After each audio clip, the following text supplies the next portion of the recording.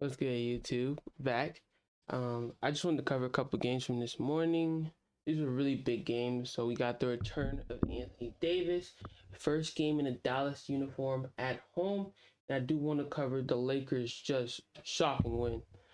Um, both games were really good. I watched most of the Mavs. I got to the Lakers one late after they got out early, but we're gonna talk about both of these games. And both of these teams look really good, and they look playoff bound. We play later tonight. There will be a video on the Phoenix game from after Denver, but let's just first cover this Houston game because wow, that was really fun to watch. And I was really looking in Dallas. Actually, we saw heavily speculation of Durant maybe going to Dallas as a destination as they were heavily interested in him. And I was really looking at the roster sheet, what the fit was, and I was a little biased. I was really excited, and watching this game and just seeing how well Davis fit into the unit was really great. Watch Houston, a great team. They're going to be a playoff team. I think they're still a year or two away at this time, and they may need to add a star. They are a possible destination for Durant in the off season if things go south down in Phoenix. But looking at this box score, um, let's look at the box score in a second. Davis, 26 points, 10 of 18 from the floor, 4-6 from the line. He made both of his threes. That was really good. 16 boards, 7 assists. He nearly got a triple double, 3 blocks and a turnover, and a +9. He did go out, I believe, early in the fourth quarter, that's just a part of Anthony Davis. He's been largely healthy for the last 2 years or so with the Lakers, but a non-contact injury after the performance that he had. I must put this out there. He was a force, especially in the first quarter, in the second as well. He was dominating the game on both sides of the floor, and because of that, Dallas got to a large lead going into halftime. And as we go, Max Christie, he came off the bench. He was probably the best player in the game behind Anthony Davis. 23 points on 5 of 10, shooting and 4 or 5 from 3. 9 10 from the line. So you really love to see that from Max getting to the line. But going back to the starting lineup, 6 points from PJ Washington, 1 for 4 from the field. Not hitting the only 3 he took. So you want to see him take a couple more, especially when you're going to get that spacing. However, spacing has been an issue. I've seen it, especially early on in the game. They were getting a lot of free throws in the paint as they were driving, but open threes did not come easy at first. He was 4 from the line, 3 rebounds, and assists, 3 blocks. So really going defensive side of the floor in terms of stat sheet, and he was just in terms of man-to-man team defense as well. The entire unit was. They were a dominating force outside of the run that was given to Houston early in the third. Kyrie, 13 points on 4 of 15, a bad game from him. He didn't hit a 3-pointer today. He was 5 feet from the line. He got 2 boards and 6 assists, with two steals and 2 blocks. So he was filling stat sheet as well, just as everyone else was. 13 points from Clay on 6 of 14, shooting 1-4 from 3. He had a hot start early. He cooled off for the rest of the game, I was saying, especially into the second half. But 4 rebounds and an assist as well as a block. The whole entire starting lineup was below average to great, obviously. And that is a wide spectrum, but we have to consider how well the team performed together for most of this game before the Anthony Davis injury going out. The defense was all committed. Everyone was urgent, flying around the floor. And Houston, especially Sengun, who we're going to be talking about in a second, he was probably the most prevalent piece that was bottled in this game. Oliver Spencer, he didn't get much time, a garbage time player. Najee Marshall, in 25 minutes of play, he got 16 points or 7-10 from the field. That is a really good game from him. You really expect to see that night in, night out, as he is one of the main pieces, especially going into the playoffs. He was 2 of 3 from the 3-point line with 4 rebounds and stealing a block and +4. So as you see, all their impact pieces, besides Christie, who the plus minus was, and he had a great game. He was just in during the big run, but everyone had a good game in terms of just being a part together as a unit and getting a team win, especially once Davis goes out. They had to grind this out as it was a close game, and together with Kyrie being able to just orchestrate the offense and Max Christie so many big time shots, especially late. The one to go up, I believe 5 with about 30 seconds to go. Exum, 4 points, 1 for 3 from the field. So he was okay. That's why he didn't get as much minutes as he normally would. 21 minutes of play is still, you really don't want to see that from one of you guys that you expect to be there as an orchestrator of the offense. 3 assists, you want to see more. He didn't turn the ball over, so that was something to push back on that. Dinwiddie, 10 points on 3 of 5 from the field. He was perfect from the 3-point line, and you really saw a great game out of him. You could tell he was really feeling it tonight. He loved being on the floor, smiling, with an assist, with a block. So as you've seen, Kessler Edwards and Maxine Prosper, most likely guys that came in during garbage time to close the game out once the lead got to a certain point where the game was over. But in terms of Dallas, like you really saw, especially in the first quarter, Anthony Davis wanted to put his foot down. Obviously, the entire city of Dallas has just been distraught from the loss of Luka. And now I say that it sounds pretty melancholy, but how can you blame them? They lost their franchise cornerstone, the guy supposed to be the next Dirk Nowitzki, and they drafted him. He was raised and he advanced into the player he is today, generational talent, the Hall of Famer is, all while with Dallas. So for him to just be blindsided along with the franchise and get sent to LA was really disappointing. And Nico Harrison have been receiving death threats. You never want to see that for the general manager, no matter what decisions, no matter what you are. As he is human, he does not deserve to receive those. And obviously, he has gotten security as of recently. But Davis, as you said before, I believe before the game, he said he understands what Luka meant to the city, and he wanted to bring the love back to Dallas, bring the fun back. And you really could tell early on in the game, I believe it was a 4-minute stretch in like the first 5 minutes or so where he filled the stat sheet, 6 points, 4 assists. He was just doing everything you want to see as your franchise guy.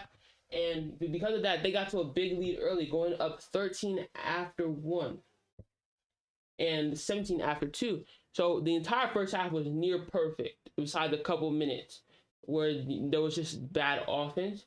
But on both sides of the ball, swarming, constant pressure on the ball. The guards just had nowhere to go. So many times you saw bad shots at the end of the shot clock because there was just no space. Every single time the gaps would be closed instantly, and you have to credit Kidd for being able to bring this unit very quickly. The roster had a large change. Luka is a large change just by himself, as he was the engine behind the entire team.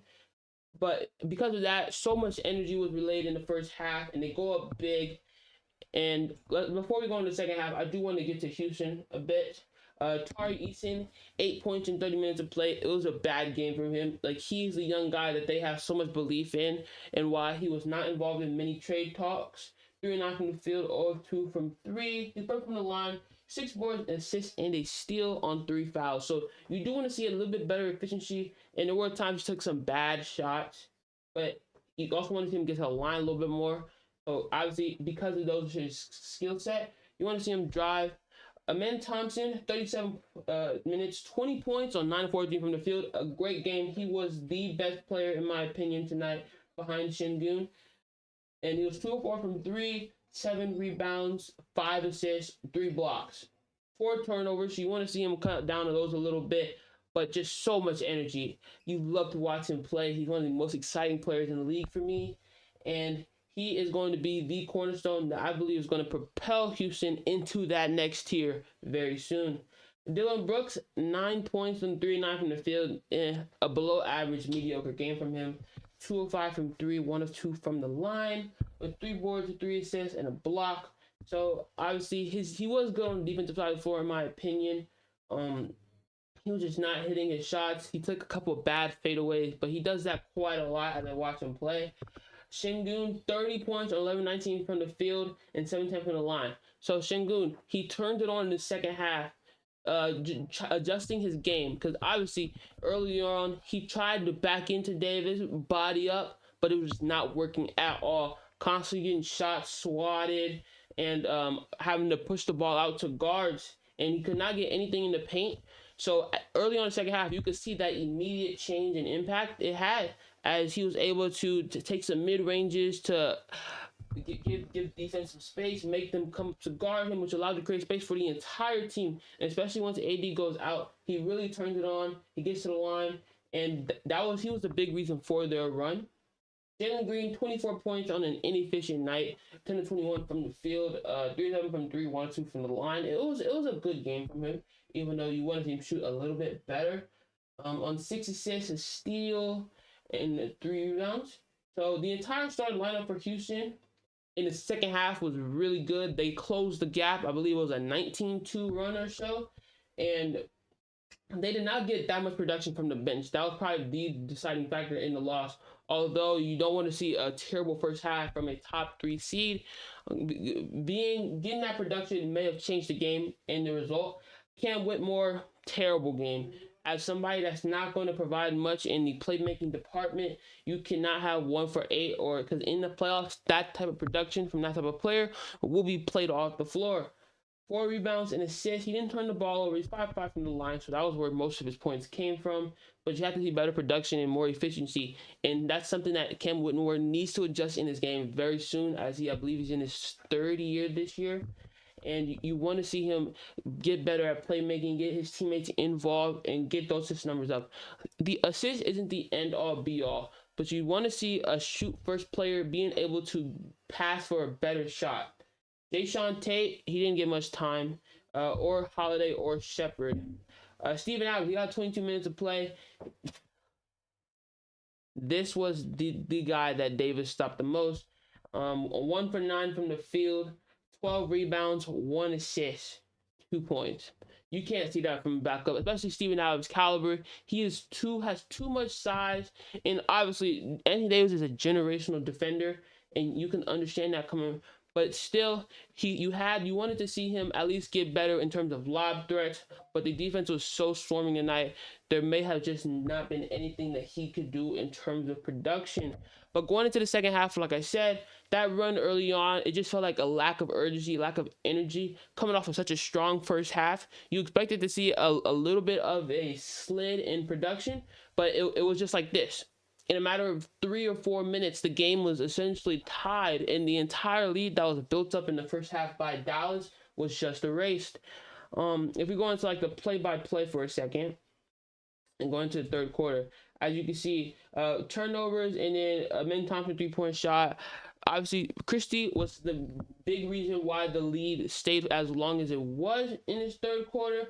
But you could see Şengün's production really started to turn on, and this was starting to close the gap. So it goes from 7-4 with a 3-pointer from Şengün, and Green brings it to 2. So obviously, after this, Dallas goes on to run the game to bring it back up to double digits, and this was probably the reason they win this game tonight. Yeah, Anthony Davis goes down when they're up 8 in the third, and as you did not want to see this. This was his debut, and seeing an injury, a non-contact one, especially not one of any freak nature, was really unfortunate. And you really have to hope that it's nothing major that's going to keep him out long term, as you saw just how impactful he was on both sides of the ball. But in the fourth quarter, they was able to get it done, and this is because largely of Max Christie, just so many big-time shots, and you really love to see this so young in his career. I believe he's still only 22 or so in his 4th season, and he has such long. He's going to get an extension with Dallas for sure in the coming years, because he just signed a 4-year, $32 million contract with the Lakers. So Dallas got such a valuable deal for a 3-and-D guy, and it will be coming. But this was a great game on both sides of the floor. It was a team win for Dallas. Houston just had a bad performance early, but they really showed just how great they are, being able to climb back into this game and keep it competitive for the rest of the way. But going on to the next game, okay, this one was the shocking game for me. Lakers beat the Pacers 124-117. And this, to me, really just shows how good the Pacers are at being able to use their offense as a way to never be out of games.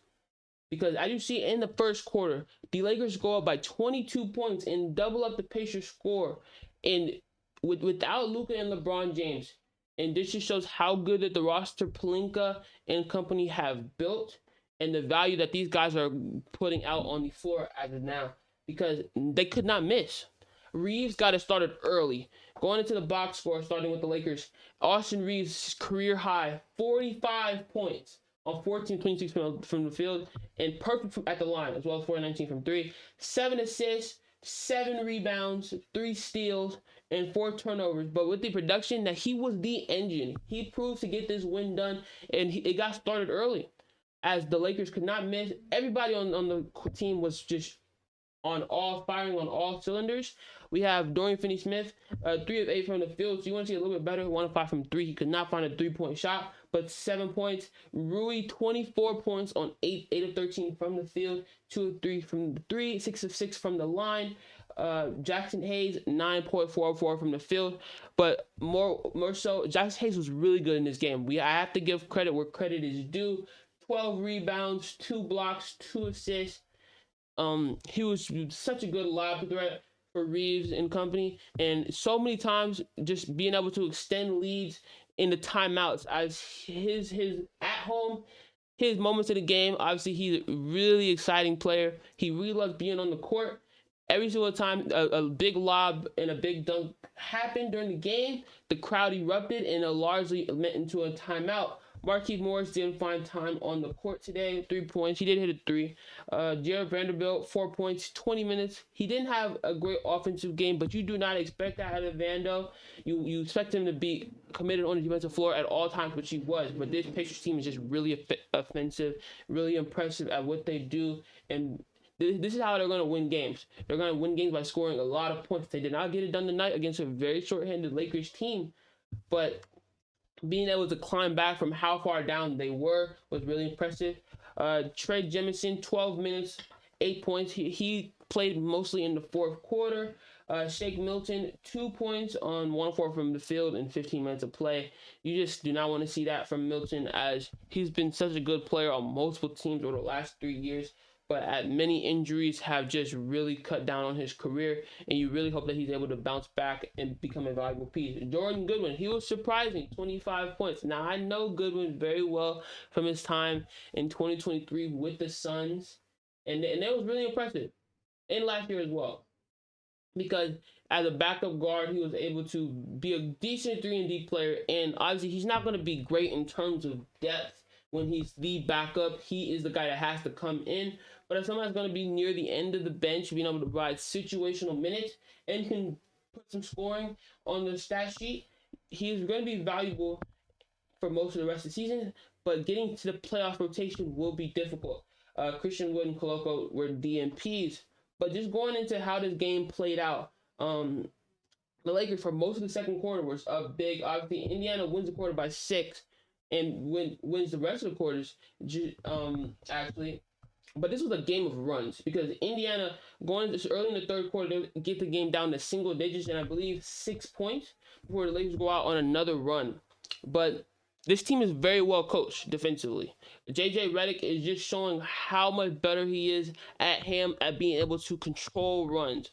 Obviously, with Darvin Ham, a big complaint was his lack of calling timeout when necessary, and just being very passive, being a player's coach instead of an X's and O's guy, which you really want to see, especially with players with a lot of egos.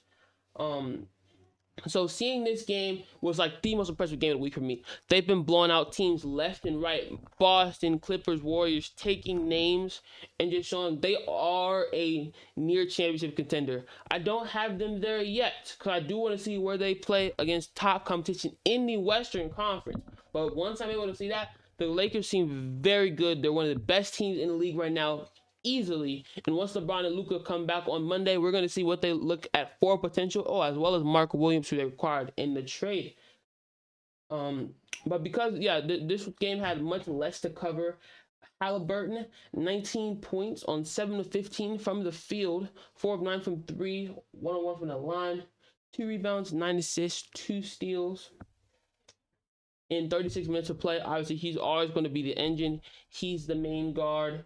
He's going to be the cornerstone piece that, if Pacers want to get in the championship contender soon, that they need depth. They need to get a big wing, but I'm not sure if Halliburton is going to be the guy that's going to be able to win them a championship as of now. That could definitely change. But his production, obviously, as a smaller guard, you really need to see more. Siakam, 23 points, 6 of 15 from the field. Not a great shooting night, but 11 from the line. He got to the line a lot. 6 boards, 4 assists in 33 minutes of play, with 2 steals as well. He's a really good player, and he's been good for a very long time. He was on the Raptors in the championship run. but you really have to see, because these are the two best players on the roster. And just looking across the league, especially when we see contenders, OKC, Boston, Cleveland, Memphis, all these guys have really good high end players, and as of now, those two do not seem to be in the top tier for me. Even teams like Phoenix, the Lakers, Dallas, these guys have big time superstars, and having these guys that you probably would want to has twos, and one of them has to be a one. I do not see them being intensive contending this season or next season if the roster doesn't see large shakeups. Benedict Mathurin, 16 points in 25 minutes on 5 of 12 from the field, 5 of 5 from the free throw line, 1 of 3 from 3, with 5 rebounds. He had a good scoring night. He didn't shoot well from the field, but he did play well on both sides of the ball. So the entire starting lineup, besides Thomas Bryant, who was actually really good tonight at being able to just bully on the glass and have some good times in the paint, doing what he does well. Getting 13 points in 23 minutes of play, 6 of 10 from the field. He didn't even make a 3, which you do not expect. He's been on many teams in the past few years, especially known for leaving the Lakers as he wanted to get more minutes in Denver during that championship year, which he didn't end up playing. So, and that's what he got largely known for over the past couple of years. But he had a good game today. I don't watch much of the Pacers. Even though they are really good, I do like to watch them in prime time when they're facing the top teams, as they are a tough out and they will continue to be.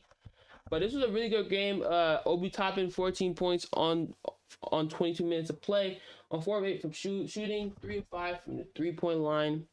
He shot 3 of 4 at the free throw line, with 5 rebounds, 3 assists, and 2 turnovers, which is a little surprising. But this was just shown the Lakers were constantly able to get so many pick plays, steals. Like Reeves was constantly able to get to the free throw line. 13 free throws from Reeves is something that you would always take. When we look at the team stats, both teams shot well at the free throw line, poor from the 3-point line, which did dip down in their field goal percentage. But the Lakers are 52% from the field, and they just could not miss from most of the night. They led in the rebounding category, the assist category, in most defensive categories as well. They did have more turnovers, and that was what kept the Pacers in the game, was their points off turnovers and their constant pace. Obviously, they are the modern second offense, and while it's not to that extent, they're going to play a fast pace, as that is what they do best. They're going to constantly try to make you have to score, be able to put points on the board to win these games. Points in the paint, that's where the Lakers dominated, including Reeves, their smaller guards, and because of their dominance in the paint tonight, with the Pacers' lack of size, which could be due to Miles Turner not being there today, allowed for their 3-and-D guys to get value on the 3-point line. But it was a great team win. This was super impressive for me. Probably the most impressive win of the season. Being able to do it without LeBron being the engine there, and just Reeves having a stellar performance. Obviously, for most of the year now, with Lakers media, the common standpoint was being like, you're seeing inconsistent production from a lot of your role players, which caused big time losses to occur. And you don't want to see that happen. But if this production continues in any factor, even half of this from Rui and Reeves, the Lakers are going to be an extremely scary team in the playoffs, especially once Luka is able to be dominant, as we all assume he will be, with LeBron, even at 40 years old, just being a force in this league and being able to consistently play at a high level at such an old age. It's just really impressive. But both games was really exciting.